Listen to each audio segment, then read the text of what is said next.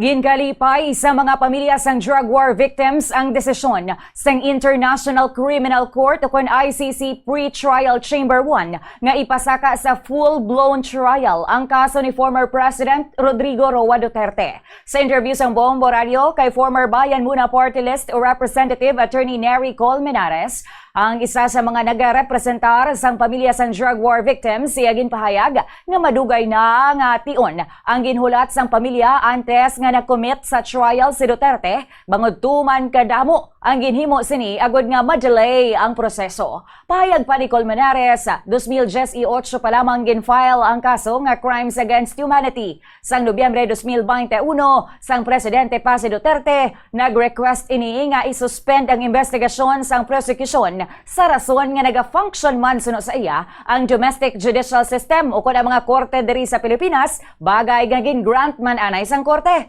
Bisan sang yara na sa ICC ang kaso, Setyembre 23, 2025 kontani ang orihinal nga petsa sang confirmation of charges apang naatrasar man bangod sa mga petisyon sang kampo ni Duterte lakip na ang petisyon sa interim release nga ginpasugtan man sang ICC para sa due process. Bastante na ini nga higayon nga ginhatag kay Duterte suno kay Colmenares kag tiuna agod nga magatubang ini sa trial. Naibaloan nga sa idalom sang pagsulundan sang amo nga International Tribunal dapat nga ang trial chamber ang bugusan sang lain-lain na naman o kun lain na naman nga set sang judges para sa full-blown trial. Sa Article 63 sang Rome Statute nakabutang nga required ang akusado nga tawo nga magtambong kadungan sang trial.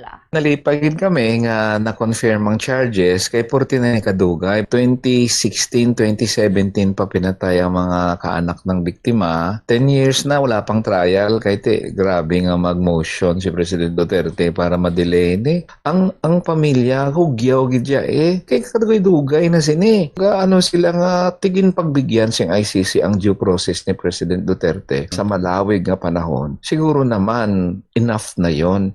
Tani mag-trial na para sa madasig nga panahon para naman matapos na ang trial kaagad. Nga sa interes yan ni President Duterte dapat nga mabilis ang trial kaya nakapriso siya mo. Usually ang tao nga nakapriso gusto niya speedy trial. The right to speedy trial is in the Constitution.